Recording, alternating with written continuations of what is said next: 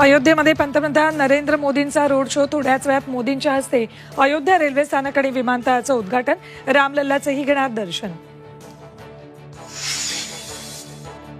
संभाजीनगर जालनाकरांसाठी आजपासून धावणार वंदे भारत ट्रेन.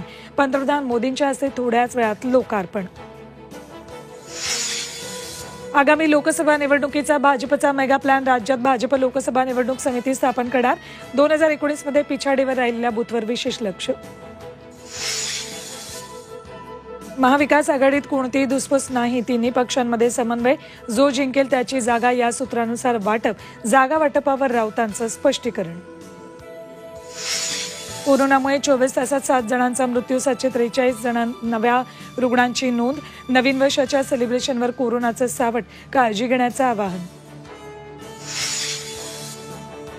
आणि 31 साठी मुंबई, नवी मुंबई, ठाण्यात तगडा बंदोबस्त.